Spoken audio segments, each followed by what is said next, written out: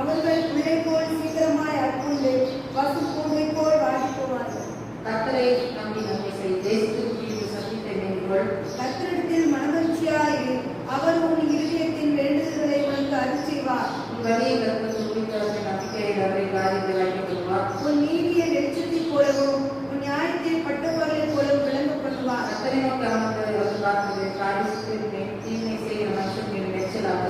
கோபத்தை நெகிழ்த்து உக்கிரத்தை விட்டுவிடு. பொல்லாப்பு செய்ய எதுவான எரிச்சல் உனக்கு வேண்டாம். இன்னும் கொஞ்ச நேரம் தான், அப்போது துன்மார்க்கன் இல்லான். அவன் ஸ்நானத்தை உற்று விசாரித்தானால் அவன் இல்லை.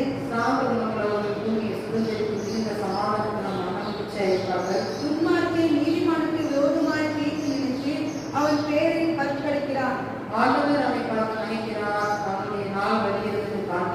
சிறுமையும் பெரியமுமானவனை மன்னிக்கவோ செம்மை மாற்றக்காரை விளப்பனவோ துன்மார்க்கர் பட்டயத்தை உருவி தங்கள் வில்லை நாணச்சுகிறார்கள்.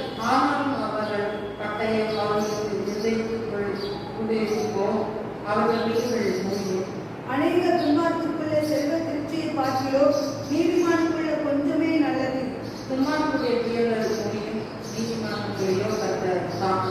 உத்தமர்களை நாட்டத்தை கர்த்தர் அறிந்திருக்கிறார். அவர்கள் சுதந்திரம் என்றென்றும் இருக்கும். துன்மார்க்கரோ அழிந்து போவார்கள். கர்த்தருடைய சத்துக்கள் ஆட்டுக்குட்டிகளின் நிலத்தை புகைத்து போவார்கள். அவர்கள் புகையாய் புகைத்து போவார்கள்.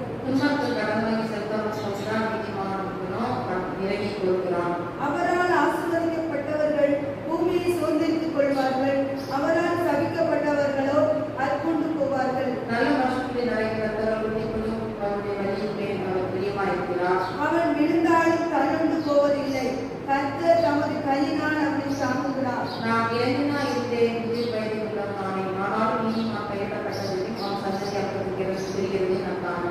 அவன் நித்தம் இறங்கி கடன் கொடுக்கிறான். அவன் சந்ததி ஆசீர்வதிக்கப்படும். கர்த்தர் நியாயத்தை விரும்புகிறவர். அவர் தமது பரிசுத்தவான்களை கைவிடுவதில்லை. அவர்கள் என்றென்றைக்கும் காக்கப்படுவார்கள். துன்மார்க்கருடைய சந்ததியோ அற்புண்டு போ. நீதிமானுடைய வாய் ஞானத்தை உரைத்து அவருடைய நாவு நியாயத்தை பேசும். அவனுடைய தேவன் அவருடைய வேதம் அவன் இதயத்தில் இருக்கிறது. அவன் நடைகளில் ஒன்று பிசந்ததில்லை. துன்மார்க்கர் நீதிமான் மேல் கண் வைத்து அவனை கொல்ல வகை தேடுகிறான். அவனை இவன் கையில் விடுவதில்லை. அவன் நியாயம் விசாரிக்கப்படுகிற அவனை வாக்குறுதிகளாக தீர்ப்பதுமில்லை. நீ கர்த்தருக்கு காத்திருந்து அவருடைய வழியை கைக்கொள். அப்பொழுது நீ பூமியை சுதந்திரித்துக் கொள்வதற்கு அவர் உன்னை உயர்த்துவார். துன்மார்க்கர் அற்புண்டு போவதை நீ காண்பாய். கொடிய பலவந்தனான ஒரு துன்மார்க்கனை கண்டேன். அவன் தலைப்பேற்று நிலத்தில் உடைத்திருக்கிற பச்சை மரத்தை போல் தலைத்தமாய் இருந்தான். ஆனாலும் அவன் ஒளிந்து போனான். பாருங்கள், அவன் இல்லை. அவனை தேடினேன், அவன் காணப்படவும் இல்லை. நீ உத்தமனை நோக்கி சரியானவனை பார்த்து அது மனுஷனுடைய முடிவு சமாதானம். அக்கிரமக்காரர் ஏகமாய் பிடிக்கப்படுவார்கள். அற்புண்டு போவதே துன்மார்க்கரின் முடிவு. நீதிமான் தெரிவித்து கர்த்தர் காலத்தில் அவரை அவர்கள் அழைக்கிறோம். கர்த்தர் அவர்களுக்கு உதவி செய்து அவர்களை விடுவிப்பார். அவர்கள் அவரை நம்பிக்கையால் அவர்கள் துன்மார்க்கருடைய கைகள் தப்பிப்பார்கள். சங்கீதம் 37 தாவீதின் சங்கீதமாயிருக்கிறது. இந்த சங்கீதத்தை தாவீது எழுதியிருக்கிறார்.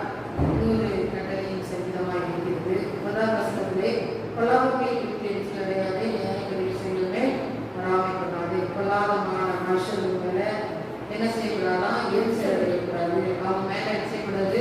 பொறாமப்படக்கூடாது. ஏன் பொல்லாதவர்களை குறித்து எரிச்சல் அடையாதுன்னு சொல்லப்பட்டிருக்கிறது? பொல்லாத மனிதர்கள்னா யாரு? துன்மார்க்கமான ஜனங்கள், தேவனை அறியாத ஜனங்கள். அப்போ அவங்க மேல எதுக்கு நமக்கு எரிச்சல் வருகிறது?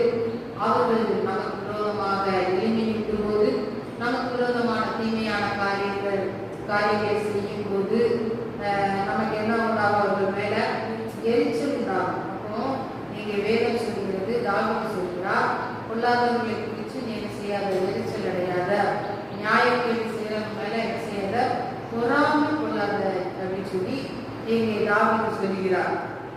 ஏன் நம்ம அந்த பொல்லாதமான மனுஷங்க மேல பொறாமை வருகிறது? காரணம் என்ன? அந்த ஜனங்கள் தீமைதான்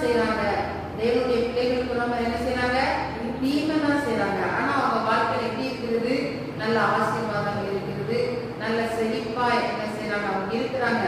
அவங்க செழிப்பை பார்க்கும்போது நீதிமான்களாக நமக்கு என்ன வருகிறது? அவர்கள் மேல் கோபமும் எரிச்சலும் பொறாமை வருகிறது. அது வேண்டாம் என்று சொல்லி இங்கே தாவீது நமக்கு என்ன சொல்கிறார். அப்போ அவங்க ஏன் அவங்க மேல நம்ம அப்படிப்பட்ட காரியங்கள் செய்யக்கூடாதுன்னா 2வது வசனத்தை பார்க்கும்போது அவர்கள் பிள்ளை போல சீக்கிரமா பசுமுட்டை போல வாடி போவார்கள். துன்மார்க்கருடைய வாழ்க்கை எப்படி இருக்கிறது? ரொம்ப ஒரு ஃபாஸ்ட் growth, வேகமான வளர்ச்சி அவங்க வாழ்க்கையில் என்ன செய்கிறது? இருக்கிறது. மிக அவங்களுடைய செயல்கள் எல்லாம் எப்படி இருக்கிறது? துன்மார்க்கமான பேச்சு, துன்மார்க்கமான செயல், மற்றவர்களுக்கு விரோதமாக எப்படி தேவனுடைய பிள்ளைகளை அடிப்பது, அவர்களை துன்பப்படுத்துவது, கொடுமைப்படுத்துவது, இதே சிந்தனை, இதே செயல்பாடு தான். ஆனா அவங்க வாழ்க்கையில அவங்க ஆசீர்வாதமா தான் இருக்காங்க, வளர்ந்து வருகிறாங்க. இதை பார்க்கும்போது நீதிமான்களுக்கு என்ன வருகிறது? கோபமும் எரிச்சல் வருகிறது. ஆனால் துன்மார்க்கருடைய வாழ்வை பார்க்கும்போது அவர்கள் பசுப்புல்லை போல என்ன செய்கிறாங்க? அதி சீக்கிரத்திலே வாடி போகிறார்கள், ஒன்றுமில்லாமல் போகிறார்கள் என்று சொல்லி வேதம் சொல்கிறது. அப்போ அவங்க எவ்வளவுதான் வளர்ந்து வந்தாலும் செழிப்பா இருந்தாலும் அவர்கள் ஒளிநாளிலே அநீதியிலே அவர்கள் என்ன செய்கிறார்கள்? அழிந்து போய்விடுகிறார்கள். ஆகவே அவர்கள் மேல் அப்படிப்பட்ட காரியங்களை நாம் செய்யாதபடி அமைதலாக இருக்க வேண்டும். அப்ப நாம் அமைதியா இருக்கும்போது கர்த்தரே நமக்காக என்ன செய்வார்? யுத்தம் பண்ணி அந்த துன்மார்க்கனுடைய தலையை என்ன செய்வார்? அங்கே வெட்டி போடுவார். அந்த துன்மார்க்கன் என்ன செய்வார்? அடித்து போவார். நம்ம தேடினாலும் நம்ம என்ன செய்ய முடியாது, பார்க்க முடியாது தேவனுடைய பிள்ளைகளே.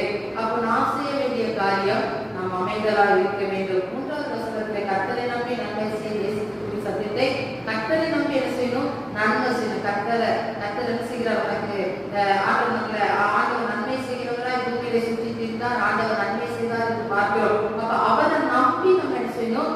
நன்மை செய்யணும். ஏழை எளிய மக்களுக்கு நம்மளால முயன்ற உதவிகள், அந்த காரியங்களை நம்ம என்ன செய்யணும்? செய்யணும், நன்மை செய்யணும். அப்படி நன்மை செய்தால் மேன்மை இல்லையோன்னு சொல்லல, நம்ம நன்மை செய்தால் நமக்கு என்ன உண்டு? மேன்மை உண்டு. அப்போ நம்ம என்ன செய்யணும்? எல்லாரும் கர்த்தரை நம்பி நமக்கு அவருக்கு என்ன செய்யணும்? நன்மை செய்யணும். அப்போ அவருடைய சமூகத்துல நம்ம என்ன செய்யணும்? அமர்ந்திருக்க வேண்டும். இருந்து அவருடைய சத்தியத்தை நம்ம செய்ய வேண்டும், கற்றுக்கொள்ள வேண்டும். 4வது கர்த்தரிடத்தில் மனமகிழ சேர அவர்களுக்கு வேண்டுதல்களை உனக்கு அருள் செய்வார். கர்த்தரிடத்தில் எப்படி இருக்கணும்? மனமகிழ்ச்சியா இருக்கணும். தேவனுடைய சமூகத்துல எப்படி இருக்கக்கூடாது? துக்கமா இருக்கக்கூடாது, சோகமா இருக்கக்கூடாது, வேதனையா இருக்கிறது. அப்ப கர்த்தருடைய சமூகத்துல எப்படி இருக்கணும்? மனமகிழ்ச்சியா இருக்கணும். தேவனுடைய சமூகம் அப்படின்னா நமக்கு என்ன இருக்கணும்?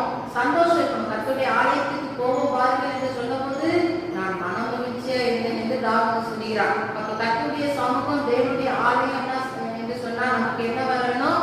மனமகிழ்ச்சி வரணும். இதே இது நம்ம ஒரு பிக்னிக் போறோம்னா நமக்கு எவ்வளவு சந்தோஷம் இருக்கும், ரொம்ப சந்தோஷம் இருக்கும். கல்யாண வீட்டுக்கு போறோம்னா ரொம்ப சந்தோஷமா இருக்கும். அப்படி அப்ப அதை விட மேலான ஒரு சந்தோஷம் தேவ சமூகத்திலே, தேவனுடைய சன்னிதானத்தை கூடி வருவதிலே நம் மனமகிழ்ச்சியா இருக்க வேண்டும். அப்ப நம்ம மனமகிழ்ச்சியா நம்ம இருக்கும்போது அப்படி இருந்து அவர் இதயத்தில் வேண்டுவதற்கு அருள் செய்வார். அப்ப நம்ம தேவனுடைய சமூகத்துல மனமகிழ்ச்சியா இருந்து கர்த்தரை துதித்து ஆராதனை செய்யும் போது, வேண்டுதல் செய்யும் போது, அந்த வேண்டுதலின் ஜெபத்துக்கு ஆண்டவர் என்ன செய்வாராம்? மறுமொழி கொடுப்பாராம், அருள் செய்வாராம், பதில் தருவாராம். அப்ப நாம் செய்ய வேண்டிய காரியம் மனமகிழ்ச்சியா இருக்க வேண்டும். மனமகிழ்ச்சி நல்ல ஔஷதம். அப்ப மனமகிழ்ச்சியை நம்ம என்ன செய்ய வேண்டும்? இருக்க கற்றுக்கொள்ள வேண்டும். அப்புறம் வலியை கர்த்தருக்கு ஒப்புவித்து நம்பிக்கை, அந்த வலியை யாரிடத்துல ஒப்புவிக்கணும்? கர்த்தரிடத்துல ஒப்புவிக்கணும். நம்ம வழியில நம்மளே நம்ம வழியை என்ன செய்யக்கூடாது? பார்த்து கொள்ளக்கூடாது. நம்முடைய வழியை கர்த்தருக்கு என்ன செய்யணும்? ஒப்பு கொடுத்து, ஆண்டவரே என் வழியை நான் செய்கிறேன், உங்களிடத்துல நான் ஒப்பு கொடுக்கிறேன், நீரே என்னை ஒவ்வொரு நாளும் வழி நடத்தி செல்லும் என்று சொல்லி அவருடைய சமூகத்துல நாம் ஒப்புவித்து நாம் வாழும் போது, அவர் மேல நம்பிக்கையா இருந்து நாம் ஜீவிக்கும் போது அவரே நம்முடைய காரியங்களை என்ன செய்வாராம்? வாய்க்கப்படுவார். நம்முடைய காரியங்கள் வாய்க்கப்படணுமா? நம்ம எடுக்கிற முயற்சிகள், நாம் செய்கிற காரியங்கள் வாய்க்கணும்னா நாம் செய்ய வேண்டிய காரியம் நம்முடைய வழியை கர்த்தருக்கு ஒப்புவிக்க வேண்டும். அது மாத்திரமில்ல, அவர் மேல நம்பிக்கையா இருக்கணும். நம்ம ஒப்பு கொடுத்துட்டு அது மேல நம்பிக்கை இல்லாதவங்கள இருக்கக்கூடாது. நம்ம ஆண்டவர் சமூகத்துக்கு நம்ம ஒப்பு கொடுத்துட்டோம்னா ஆண்டவர் நம்மளை என்ன செய்வார்? பார்த்துக்குவார். அப்போ வாழ்ந்தாலும் தாத்தாலும் நம்ம கர்த்தருக்கு நம்மளை ஒப்பு கொடுக்கும் போது ஆண்டவரே நம்மளை என்ன செய்வார்? அவர் நம்மளை பொறுப்பெடுத்து அவர் நம்முடைய காரியங்களை, நம்மளுடைய எல்லா காரியத்தையும் ஆண்டவர் என்ன செய்வார்?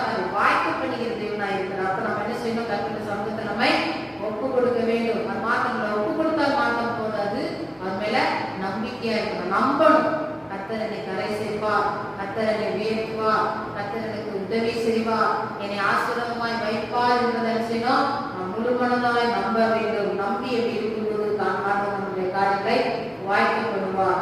7வது வசனம், கர்த்தரை நோக்கி அமர்ந்து அவருக்கு காத்து காரிய சுத்தங்கள் எரிச்சலாகாது. அப்ப கர்த்தரை நோக்கி என்ன செய்யணுமா? அமர்ந்திருக்க வேண்டும். கர்த்தரை நோக்கி அமர்ந்திருக்கணும். இன்றைக்கு கர்த்தரை நோக்கி நம்ம அமர்ந்திருக்கிறோமா? இன்னைக்கு எத்தனையோ காரியத்துல நம்ம அமர்ந்திருக்கிறோம். டிவி முன்னாடி, செல்போன் முன்னாடி பேசுறதுல இதுல எல்லாம் நம்ம அமர்ந்திருக்கிறோம். தேவனுடைய சமூகத்துல நம்ம அமர்ந்திருக்கிறோமா? வேதம் சொல்கிறது, அவரை நோக்கி என்ன செய்? காத்துரு, அமர்ந்துரு. அமர்ந்து எப்படி இருக்கணும்? காத்திருக்கணும். காத்திருக்கும் போதுதான் நம்ம மனுஷனுடைய புதிய பலனை பெற்றுக்கொள்ள முடியும். விவசாயம் சொல்லப்படுது, கத்திற்கு காத்திருக்கிறவர்கள் புது பலனை அடைவார்கள் சொன்னது போல, கல்விகளை போல சட்டை கிளம்பி வேற எழுப்புவார். அப்ப காத்திருக்கும் போதுதான் அந்த புதிய பலனை தருவார். காத்திருக்கும் போதுதான் நன்மையை தருவார். அப்ப அவருடைய சமூகத்துல நம்ம அமர்ந்திருந்து எப்படி இருக்க வேண்டும்? காத்திருக்க வேண்டும். எதுக்காக காத்திருக்கணும்? ஏன் காத்திருக்கணும்? அவருடைய சமூகத்துல அவரை காத்திருக்கும் போது ஆண்டவர் என்ன செய்கிறார்? அவருடைய வல்லமையை தருகிறார், நன்மைகளை தருகிறார், ஆசீர்வாதங்களை தருகிறார். அப்ப ஆசீர்வாதங்களை எளிதில் நம்ம என்ன செய்ய முடியாது? சுதந்திரித்துக் கொள்ள முடியாது. ஆசீர்வாதம் வரணும் அப்படின்னா நம்ம கர்த்தருடைய சமூகத்துல காத்திருக்கிற ஒரு அனுபவம் இருக்கணும். ஆண்டவர் சமூகத்துல சும்மா உட்கார்ந்துட்டு ஆத்திரம் தோத்துறாங்க ஆமைன்னு சொல்லிட்டு எரிச்சக்கூடாது, ஓடிடக்கூடாது. காத்திருக்கணும். மணிக்கணக்கா காத்திருக்கணும், நாள் கணக்கா காத்திருக்கணும், மாச கணக்கா காத்திருக்கணும், வருஷ கணக்கா காத்திருக்கணும். அப்படி காத்திருந்து காத்திருந்து காத்திருந்து காத்திருந்து நாம் ஜெபிக்கும் போது மேலான ஒரு அனுபவத்துல, உயரமான அனுபவத்தில் ஆண்டவர் நமக்கு தருவார். இன்றைக்கு மனுஷன் எதுக்கெல்லாம் காத்திருக்கிறான்? அதிகமான நேரம் உழைத்தால் நம்ம என்ன செய்யறோம்? நல்லா வேலை பார்க்கணும், நல்லா உழைக்கணும், நல்லா சம்பாதிக்கணும், அப்படி எக்ஸ்ட்ரா டியூட்டி பார்த்தா எக்ஸ்ட்ரா சம்பளம் கிடைக்குது. அப்படியா என்ன செய்யறான் மனுஷன்? அதில் காத்திருந்து ஆசீர்வாதங்களை பெறணும்னு நினைக்கிறான். ஆனாலும் அவன் விரும்புகிற ஆசீர்வாதத்தை அவனால் நினைச்ச முடியல, பெற முடியல, அவனால் திருப்தி அடைய முடியல, அவன் நிறைவடைவதில்லை. ஆனா வேதம் சொல்கிறார், அவருடைய சமூகத்துல நீ காத்திருக்கும் போது ஆண்டவர் உனக்கு என்ன செய்கிறார்? நிறைவான ஆசீர்வாதத்தை தருகிற தேவனாய் இருக்கிறார். அப்ப அவருடைய சமூகத்தில் அமர்ந்திருந்து நாம் என்ன செய்ய வேண்டும்? காத்திருக்க வேண்டும். எதற்காக காத்திருக்க வேண்டும்? தேவனுடைய கிருபைக்காய், இரக்கத்திற்காய், நன்மைக்காய், ஆசீர்வாதத்துக்காக நாம் காத்திருக்கிறோம். காத்திருக்கும் போதுதான் ஆசீர்வாதத்தை நம்ம பெற முடியும். அது மாத்திரமல்ல, 9வது வசனம், கர்த்தருக்கு காத்திருக்கிறவர்கள் பூமியை சுதந்திரித்துக் கொள்வார்கள். நீங்க இந்த பூமியை சுதந்திரிக்கணுமா? கர்த்தருடைய சமூகத்தில் என்ன செய்யணும்? காத்திருக்கணும். காத்திருக்கும் பூமியை நீங்க சுதந்திரித்துக் கொள்ள முடியும். அப்புறம் பாருங்க, சாந்த குணமுள்ள மனுஷன் பூமியை சுதந்திரித்து மிகுந்த சமாதானத்துடன் மனமகிழ்ச்சியா இருப்பார்கள் என்று சொல்லி வேதம் சொல்கிறது. 11வது வசனம், சாந்த குணமுள்ளவர்கள் பூமியை சுதந்திரித்துக் கொள்வார்கள். மத்தேயு 5:5 சொல்லப்பட்டிருக்கிறது, சாந்த குணமுள்ளவர்கள் வாய்க்காமல் அவர்கள் செய்வார்கள், பூமியை சுதந்திரித்துக் கொள்வார்கள்.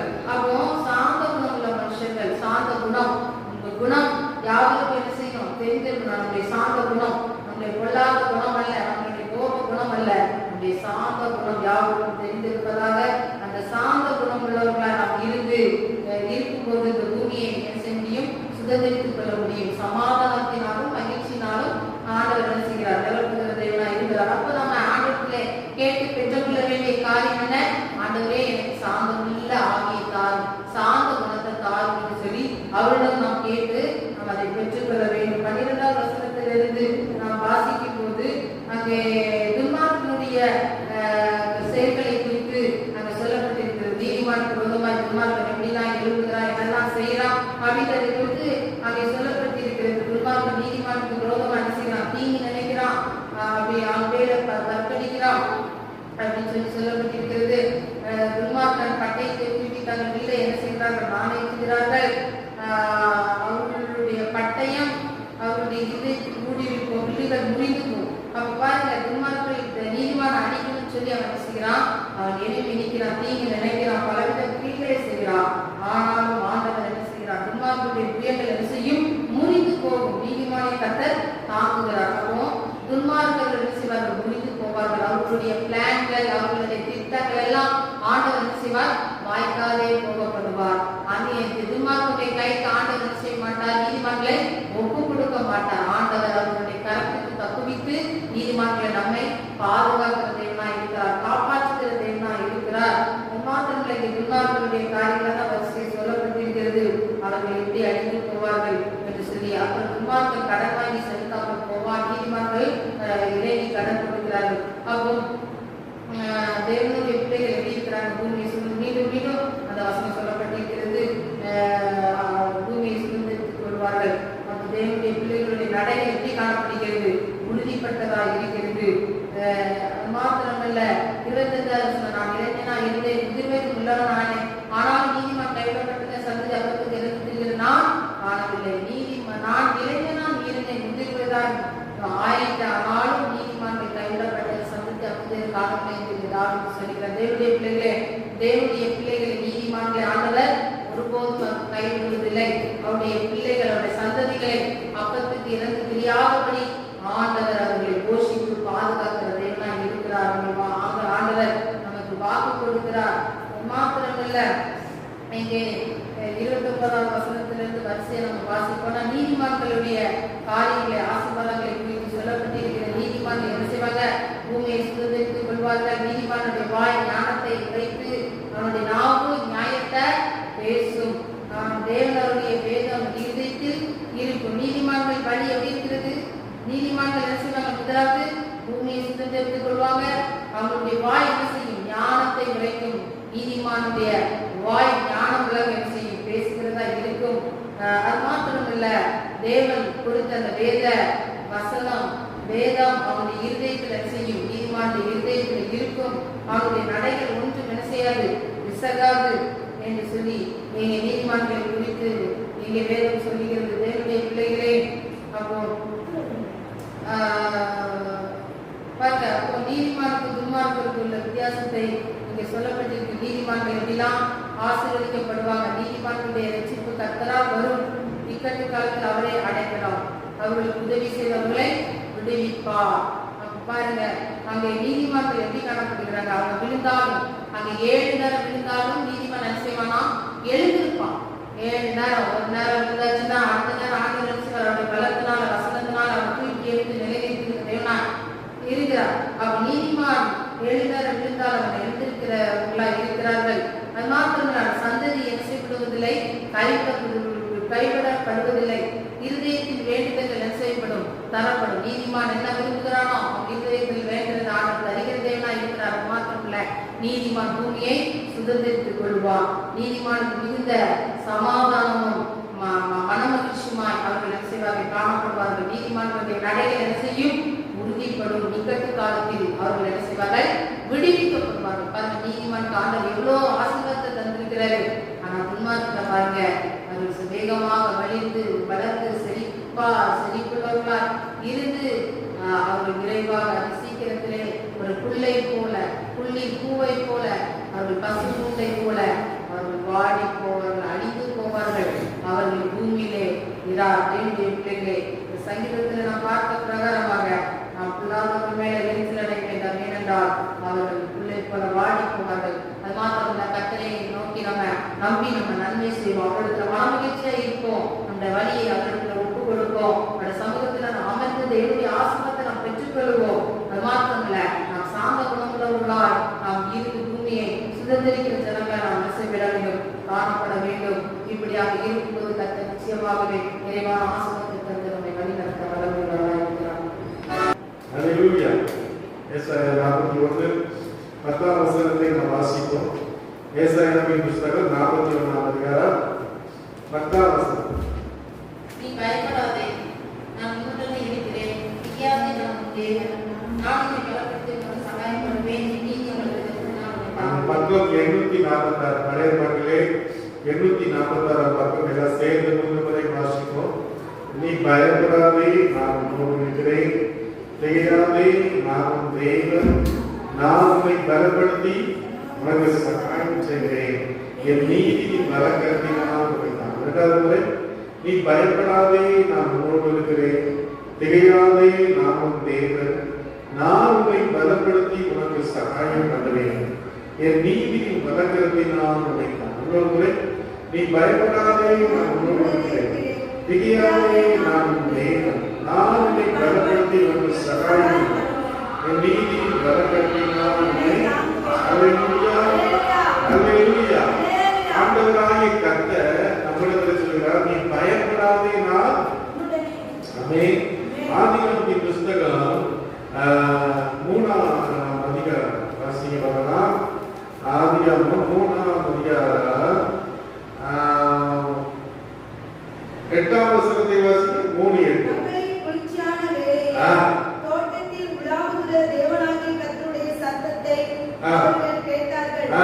அப்பொழுது ஆதாமும் அவன் மனைவியும் தேவனாகிய கர்த்தருடைய சந்நிதிக்கு விலகி தோட்டத்தில் விருட்சங்களுக்குள்ளே ஒளிந்து கொண்டார்கள்.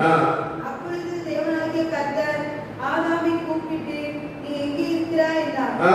அதற்கு அவன், நான் தேவனுடைய சத்தத்தை தோட்டத்திலே கேட்டு நான் நிர்வாணியா இருப்பதினால் பயந்து ஒளிந்து கொண்டேன். சொல்லுங்க.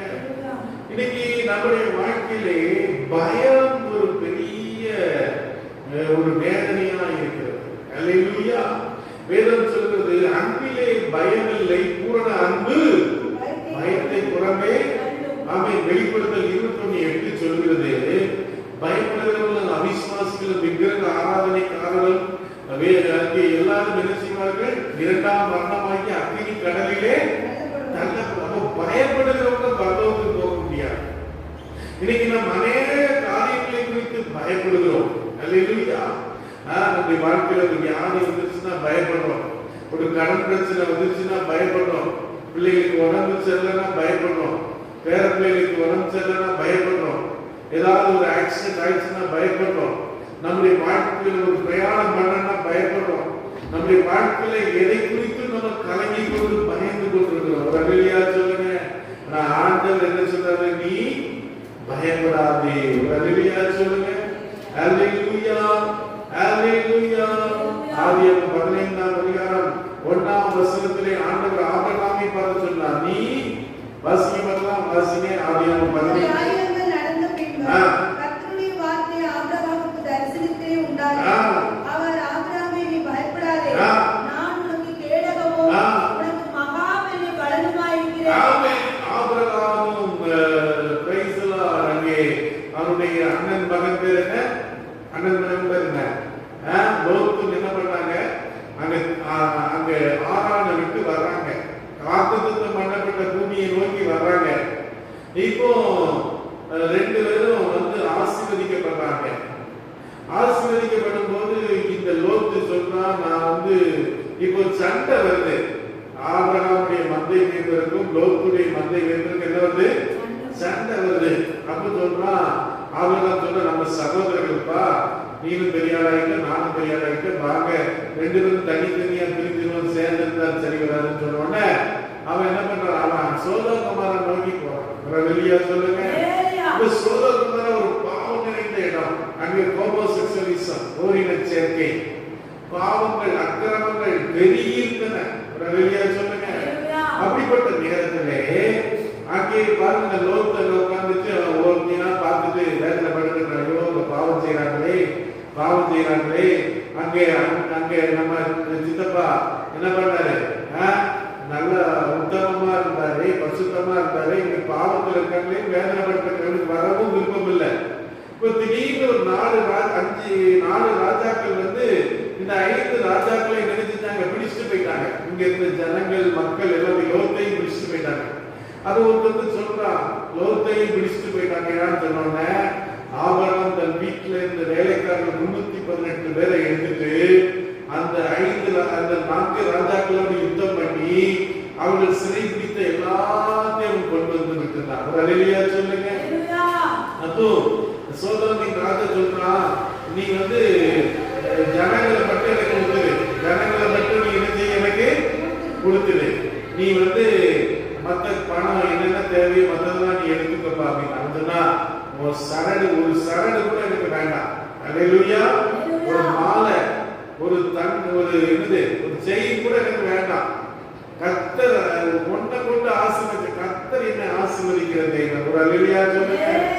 அப்படி இருக்கும் போது கர்த்தர் ஆபிரகாம் பயந்துட்டு இருக்கிறான். திடீர்னு அவங்க திரும்ப வந்து நம்மள பேர் போட்டுவாங்களோ, சண்டை போடுவாங்களோன்னு சொன்னோடனே ஆபிரகாமை பார்த்து கர்த்தர் சொல்றாரு, பயப்படாதே, நான் உனக்கு கேடக மகா பெரிய பலனுமா இருக்கிறேன். ஒரு அல்லேலூயா சொல்லுங்க.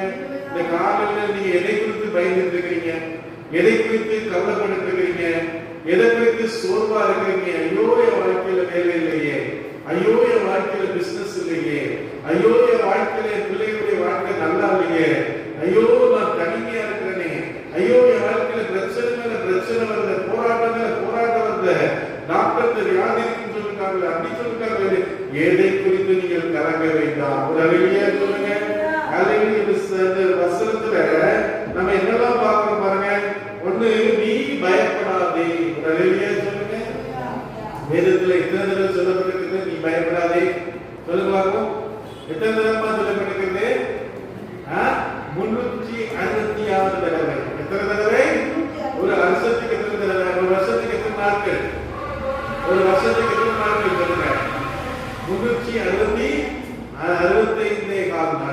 அல்லேலூயா. இப்ப லீப் வருடம் ஆகும்போது 366 4 வருஷத்துக்கு ஒரு முறை 366 நாள் ஆகும். அல்லேலூயா சொல்லுங்க. அதனால கர்த்தர் சொன்னாரு, நீ பயப்படாதே. அல்லேலூயா. 365 நாளும் உன்னை ஒவ்வொரு நாளும் கண்ணாடியில பார்த்து சொல்லுங்க, நீ பயப்படாதே. அல்லேலூயா சொல்லுங்க. கர்த்தர் உன் கூட இருக்கிறார். அல்லேலூயா. அல்லேலூயா. யோசுவா 1ஆம் அதிகாரம் 5ஆம் வசனத்திலே வாசிக்க பார்க்கலாம். யோசுவா 1:5 வாசிக்க பார்க்கலாம். Praise the Lord. சோதரன் யோசுவா 1:5 வாசிங்க.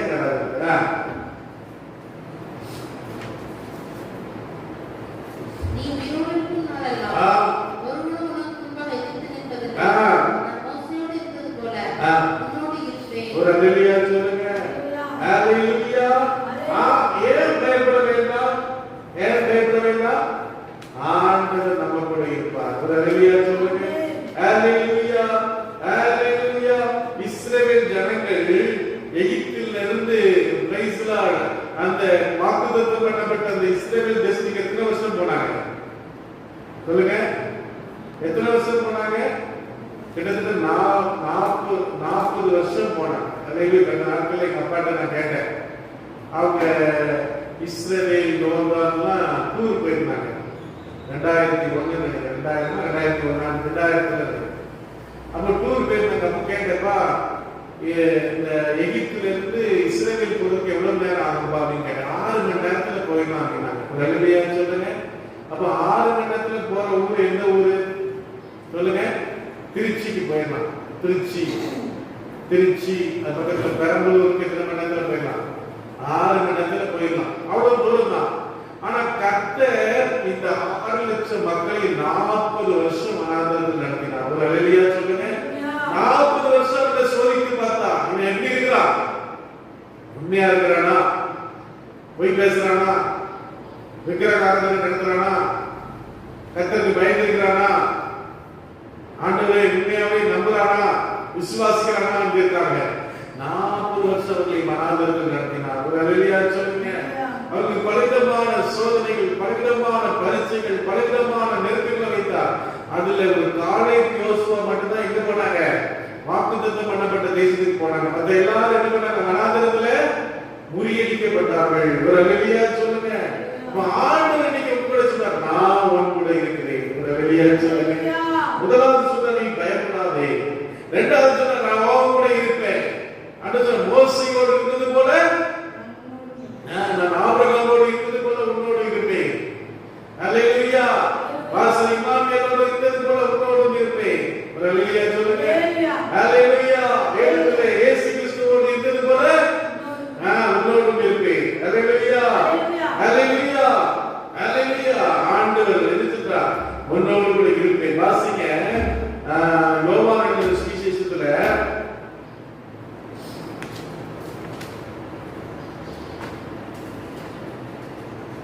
யோவான் 16ஆம் அதிகாரத்துல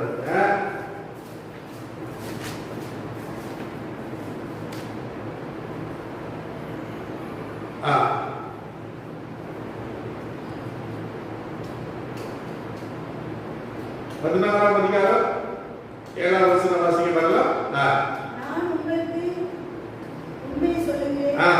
நான் போகிறது உங்களுக்கு பிரயோஜனமாயிருக்கும். நான் போகாதிருந்தால் தேற்றரவாளன் உங்களிடத்தில் வரா. நான் போவேனே ஆகில் அவரை உங்களிடத்திற்கு அனுப்புவேன். ஆமென். அல்லேலூயா. அல்லேலூயா. வாசிங்க யோவான் 14 வாசிங்க. 14 வாசிக்க பார்க்கலாம். யோவான் 14.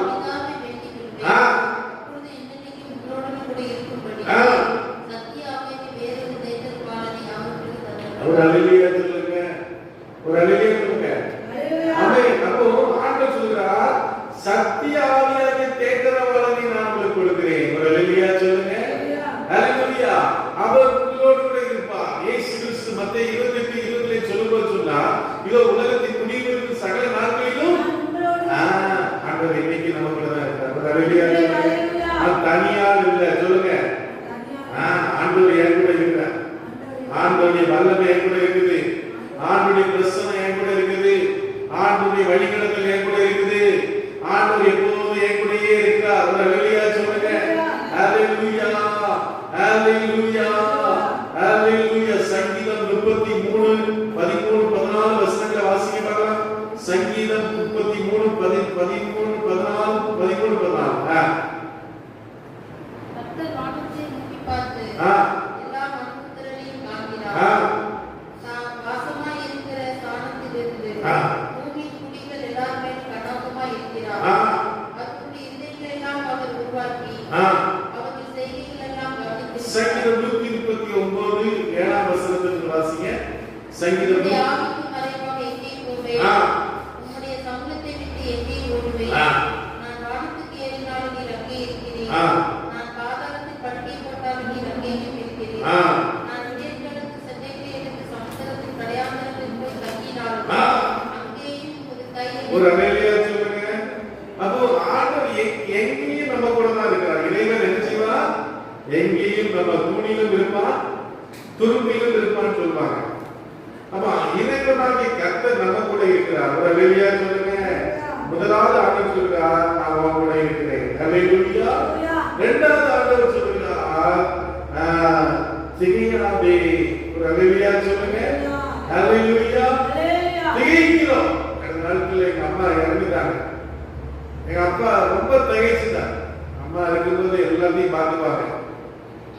வீட்டுல யாரும் தேவையில்லாம வரவிட மாட்டாங்க. வீட்டுல எல்லாத்தையும் கரெக்டா பார்த்து கொஞ்சம் படபடன்னு இருப்பாங்க. ஆனா எல்லாத்தையும் கரெக்டா வச்சிருவாங்க. இப்போ அம்மா இல்லைன்னு ஜனங்கள் இருக்கிறாங்க, இஷ்டத்துக்கு வராங்க, இஷ்டத்துக்கு காரியங்கள்லாம் நடக்குது. நாங்க சில நாட்கள் அங்க போகும்போது பார்க்கிறோம்.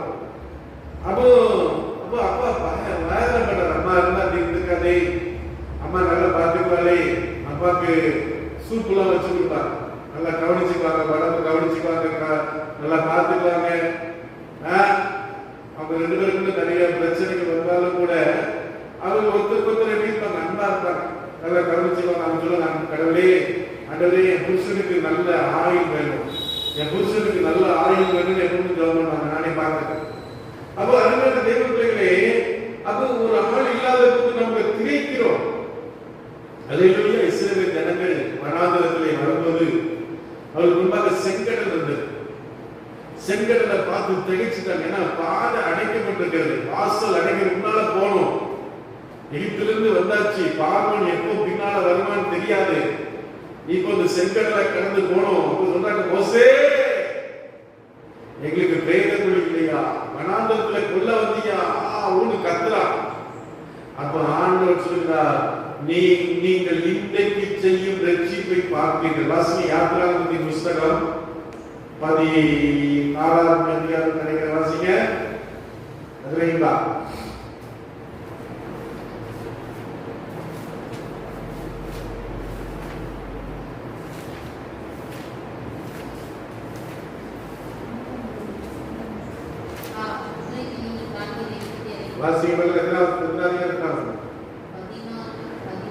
வாசிங்க. 14 வாசிங்கம்மா.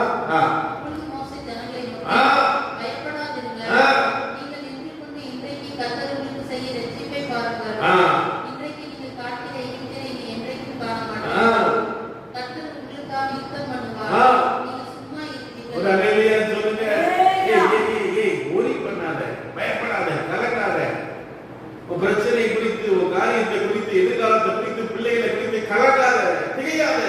கர்த்தரோடு இருக்கிறார். அல்லேலூயா. என்ன நடக்கும்? ஒன்றும் நடக்காது. என்ன நடக்கும்? அப்படி ஆயிருமோ, இப்படி ஆயிருமோ, கைவிடப்பட்டுமோ அப்படிலாம் நினைக்காதீங்க. ஆண்டவர் சொல்றார், என்ன சொல்றார்? ஆண்டவர் ஜனங்களை பார்த்து, நீங்கள் பயப்படாதீர்கள், கர்த்தர் இன்னைக்கு நின்று கொண்டு செய்யும் ரட்சிப்பை காண்பீர்கள். இனி இன்னைக்கு காண்கிற எகிப்தியரை நீங்கள் பார்க்க மாட்டீர்கள். கர்த்தர் உங்களுக்காக யுத்தம் பண்ணுவார், நீங்கள் சும்மா இருப்பீர்கள். ஒரு அல்லேலூயா சொல்லுங்க. திகைக்காதீங்க. அன்னைக்கு இஸ்ரவேல் ஜனங்கள்லாம் ஒரு கோலியாத்தை பார்த்து திகைச்சிட்டு இருக்காங்க. உயரத்தை பார்த்து, அவன் இருக்கிற ஆயுதங்களை பார்த்து திகைச்சிட்டு இருந்தாங்க. ஒரு சுள்ளா, ஒரு சின்ன பையன், ஒரு வாலிப தம்பி சொன்னா, இவனை குறித்து நீங்கள் கிளம்ப வேண்டாம். ஒரு அல்லேலூயா சொல்லுங்க. இவனுக்குள்ள இருக்கிற அந்த கிரியைகளை விட நமக்குள்ள இருக்கிற ஆண்டவர் பெரியவராக இருக்கிறார். எல்லாரும் அவனை பார்த்து பரியாசம் பண்ண, நீ சின்ன தம்பிடா, எனக்காக யுத்தம் பண்ணிருக்கியாடா, யாரையாவது நீ அடிச்சிருக்கியாடா, நீ உனக்கு ஒண்ணும் தெரியாதுடா, நீ பால் குடிக்கிற பையன் அவனை பார்த்து பரியாசம் பண்ணாங்க. ஆனால் அந்த தாவீது போய் அந்த கோலியாத்தை அவன் கொண்டு விட்டு வந்தான். அல்லேலூயா சொல்லுங்க. தெய்வ பிள்ளைகளே, நீ எதை குறித்து திகைச்சிட்டு இருக்கிற? எதை குறித்து கலங்கிட்டு இருக்கிற? எதை குறித்து பயப்பட்டு இருக்கிற? ஆண்டவர் சொல்றார், நீங்கள் சும்மா இருப்பீர்கள், கர்த்தர் உங்களுக்கு ஜெயத்தை தருவார், கர்த்தர் உங்களுக்கு வெற்றியை தருவார், கர்த்தர் உங்களோடு கூட இருந்து உங்களுக்காக யாவை செய்து முடிப்பார். அல்லேலூயா சொல்லுங்க. அல்லேலூயா. அடுத்ததாக ஆண்டவர் சொல்ற காரியம் என்ன? திகையாதேன்னு சொல்றாரு. அடுத்து சொல்றாரு, வாசிக்க அடுத்து என்ன? அந்த சங்கீதம் 41 10ல வாசிக்கும் போது ஆண்டவர் சொல்லும்போது என்ன? நான் உன்னை பலப்படுத்தி ஒரு அல்லேலூயா சொல்லுங்க. நம்முடைய ஆண்டவர் எப்படிப்பட்ட தேவன்? என்ன வாசிக்கிறீங்க? நான் உன்னை பலப்படுத்துவேன். ஒரு அல்லேலூயா சொல்லுங்க. நான் உன்னை என்ன செய்வேன்? பலப்படுத்துவேன். அல்லேலூயா. நம்ம அநேக வேலைகள்ல என்ன ஆகிறோம்? பலவீனமா ஃபீல் பண்றோம் தானே? சோர்வு வந்துருது, தூக்கங்கள் வருது, பிரசங்கம் கேட்டு இருக்கும்போதே தூங்கிடும், உட்கார்ந்து இருக்கும்போதே தூக்கம் வந்துருது, பலவீனமா இருக்குது, நடக்கும்போது சோர்வா இருக்குது, மாடிப்படியில ஒரு கால் கூட எடுத்து வைக்க முடியல, நடந்துட்டு இருக்கும்போதே சோர்வு வந்தது, தலை சுத்து வந்தது, சுகர் குறைஞ்சது, கூடியது, பிரஷர் கூடியது, குறைஞ்சது. ஆண்டவர் சொல்றார், நான் உன்னை பலப்படுத்துவேன். ஒரு அல்லேலூயா சொல்லுங்க. ஆண்டவர் பிரைஸ் எல்லாம் பவுல் சொல்ற, என்னை பலப்படுத்துகிற கிறிஸ்துவினாலே எல்லாவற்றையும் செய்ய எனக்கு பலம் உண்டு. என் தேவன் என்னை பலப்படுத்துகிறார், என் தேவன் என்னை உற்சாகப்படுத்துகிறார். எலியா அன்னைக்கு பிரைஸ் எல்லாம் ஒரு பிரைஸ் இயேசுவின் நிமித்தமாக அவன் சோர்ந்து போய் சூளைச்செடியிலே கீழே படுத்திருந்தான். தூதன் வந்து அவனுக்கு ஆகாரத்தை கொடுத்தான். அவன் திரும்பவும் படுத்திருந்தான். திரும்பவும் 2வது முறை அவன் தட்டி எழுப்பி ஆகாரத்தை கொடுத்து அவன் சொன்னான், அவனை பலப்படுத்தி, எலியாவே நீ ஒரே பர்வதத்துக்கு போக வேண்டும். எலியாவே நீ பிரைஸ் எல்லாம் சொல்ற ஆசைகளை நீ பிரைஸ் எல்லாம் சிரியாவிலே அபிஷேகம் பண்ண வேண்டும். பிரைஸ் எல்லாம் பிரைஸ் எலிசாவை நீ ஸ்தானத்திலே அபிஷேகம் பண்ண வேண்டும். நீ போய்க்கொண்டே இருக்க வேண்டும், நீ ஓடிக்கொண்டே இருக்க வேண்டும். நீ படுத்திருக்கிற பிள்ளை அல்ல, நீ சோர்ந்திருக்கிற பிள்ளை அல்ல, நீ ஓடிக்கொண்டிருக்கிற பிள்ளை. எல்லா கரைகளை கட்டளை சோதனை பண்ணுங்க. இந்த காலையிலே தேவனை உற்சாகப்படுத்துகிறவராக இருக்கிறார். உன்னை படுத்திருக்கிற அனுமதிக்கிற தேவன் அல்ல, நீ உட்கார்ந்திருக்கிற அனுமதிக்கிற தேவன் அல்ல. நீ பிரைஸ் ஓடிக்கொண்டிருப்பாய். எலியா அன்னைக்கு பிரைஸ் பிரைஸ் ஆகாப்புடைய ரதம் போய்கொண்டிருக்கும் போது அதற்கு முன்பாக ஓடி போனான். தேவ பிள்ளையே, ரதங்களுக்கு முன்பாக ஓடுகிற முன்னை. ஹalleluya, ஹalleluya. புதிய ஏற்பாட்டிலே பிலிப்பு என்று சொல்லக்கூடிய ஒரு மனிதன் என்ன செய்தான் இருந்தான். பிலிப்பு ஆண்டவர் சொன்னார், நீ எத்தியோப்பியா தேசத்தினுடைய அந்த பிரைஸ்ல மந்திரி போகிறான், நீ அவனுடைய ரதத்திலே ஏறிக்கொண்டு என்று சொன்ன. ரதம் வேகமாக போய் கொண்டிருக்கிறது. தேவனுடைய ஆவியினாலே போய் அந்த ரதத்திலே ஏறி வேத வசனத்தை அவனுக்கு விரிவித்து காட்டு. அவனுக்கு அங்கேயே ஞானஸ்நானம் எல்லா கரைகளை கட்டி கத்தரை சோதனை பண்ணுங்க. படுத்திருக்கிற தேவ பிள்ளையே, படுத்திருக்கிற சிங்கங்களை போல, படுத்திருக்கிற சிங்கங்களை போல படுத்திருக்கிற தேவ பிள்ளையே, ஏசாயா 40ஆம் அதிகாரம் 29 சோதனைப்பட்டபடி அவர் சோதனைக்கு பலத்தையும் சத்துவமில்லாதவருக்கு சத்துவத்தை பெருகப்படுகிற தேவன். இடைப்படுத்தி சோதனைவார்கள், வாலிபரை இடறி விடுவார்கள். கர்த்தருக்கு காத்திருக்கிற உனக்கு புதிய பலத்தை, புதிய வல்லமை, புதிய அபிஷேகத்தை கொடுத்து நடத்துவா. அல்லேலூயா, அல்லேலூயா. ஆண்டவர் உன்னை பலப்படுத்துகிறார். நீ பலவீனனா இருப்பதில்லை, நீ சோர்வா இருப்பதில்லை, நீ பின்மாற்றத்தில் இருப்பதில்லை, நீ சோர்ந்து போய் இருப்பதில்லை. தேவனுடைய உற்சாகப்படுத்துகிறவராய் இருக்கிறார். அல்லேலூயா. அது மட்டுமல்ல, ஆண்டவர் சொல்கிறார், நான் உனக்கு சகாயம் பண்ணுவேன். அல்லேலூயா, அல்லேலூயா. நான் உனக்கு உதவி செய்வேன். அல்லேலூயா சொல்லுங்க. அல்லேலூயா. ஆசா 2 நாளாகவும் 14ஆம் அதிகாரம் 11ஆம் வசனம் சொல்கிறது, தன் தேவனாகிய கர்த்தரை நோக்கி பார்த்து, நான் தேவனே பலமுள்ளவனாகிலும் பலனற்றவனாகிலும் உதவி செய்கிறது நமக்கு லேசான காரியம். அல்லேலூயா சொல்லுங்க. அல்லேலூயா, அல்லேலூயா, அல்லேலூயா. சங்கீதத்தின் புத்தகம் 133ஆம் சங்கீதம் நினைக்கிறேன். இதோ வேலைக்காரனை கண்கள் தன்னை எஜமானுடைய கண்களை நோக்கியிருக்குமா போலவும், வேலைக்காரனை கண்கள் தன்னை எஜமானுடைய கண்களை நோக்கியிருக்கா போலவும், தேவனுக்கு இரக்கம் செய்வதற்கு அவருடைய கண்கள் அவரையே நோக்கியிருக்கிறது. அல்லேலூயா சொல்லுங்க. ஆமென். ஆண்டவருக்கு உதவி செய்வார். அல்லேலூயா, அல்லேலூயா. ஆண்டவருக்கு உதவி செய்வார். அல்லேலூயா. சங்கீதம்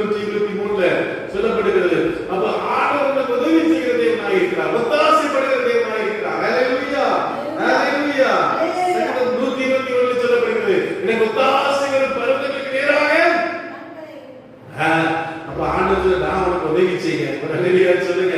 இந்த கிறிஸ்துமஸ் நாட்கள்ல கர்த்தர் உனக்கு உதவி செய்வா. கர்த்தர் சில வழிகளை உனக்கு திறப்பா. நீ அறியாத எட்டாத சில நன்மைகள் உனக்கு வரப்போகிறது, சில ஆசீர்வாதங்கள் உனக்கு வரப்போகிறது. அல்லேலூயா. நீ கனவுல கூட நினைச்சிருக்க மாட்டேன்.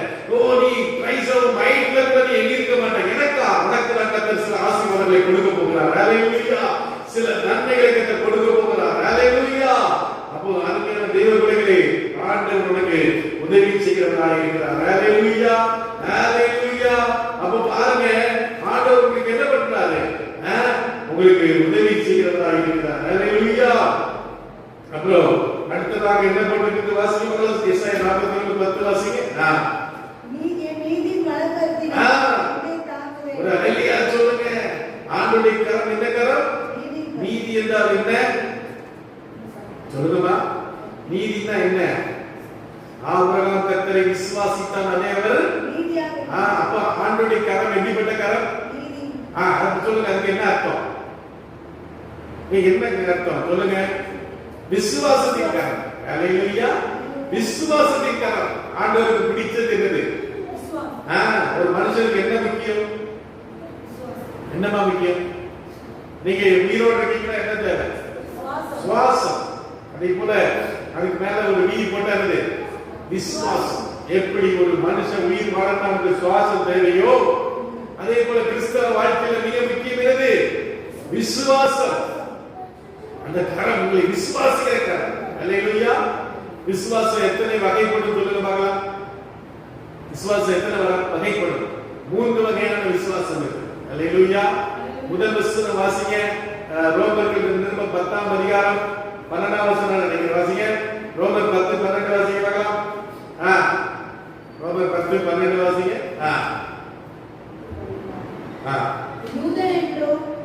விசுவாசம் கேள்வியினால் வரும். நான் வசனத்தினால் வசனம் என்னவென்றால் எத்தனை வசனம்? எத்தனை வசனம்?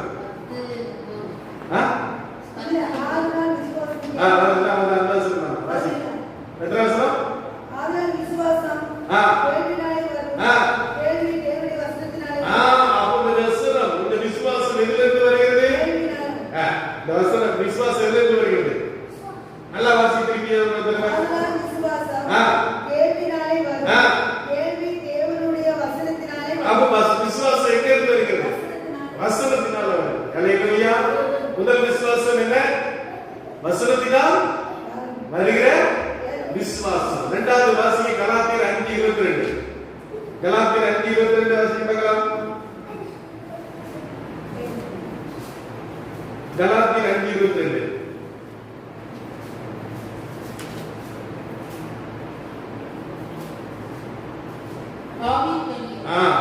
சந்தோஷம், சமாதானம், நீதி, பொறுமை, தயவு, கனியாகிய விசுவாசம். என்ன விசுவாசம்? கனியாகிய விசுவாசம். அல்ல மூன்றாவது விசுவாசம். 1 கொரிந்தியர் 12:8 வாசிங்க பார்க்கலாம்.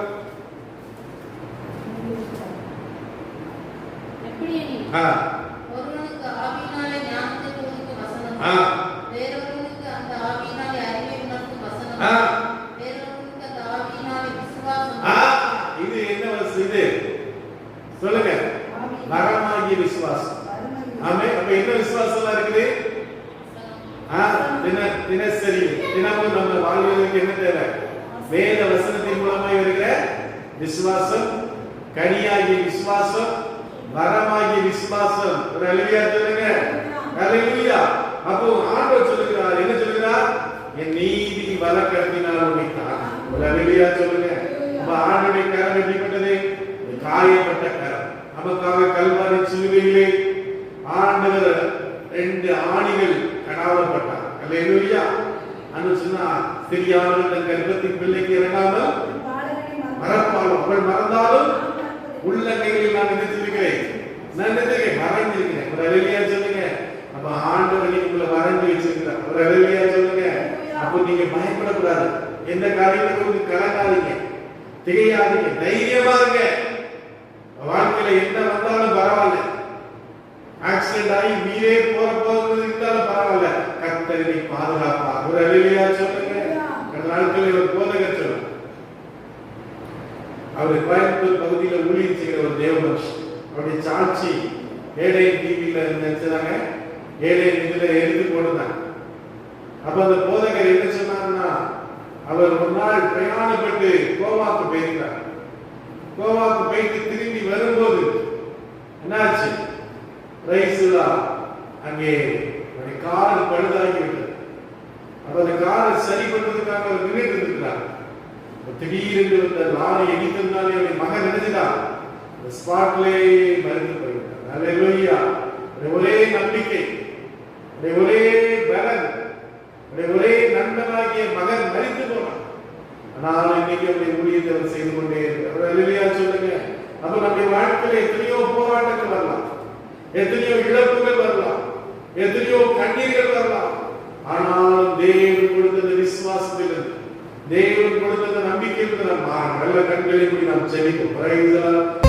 கர்த்தரை துதித்து நாம் கனிவுடனே பாடுவோம். அவர் செய்த நன்மை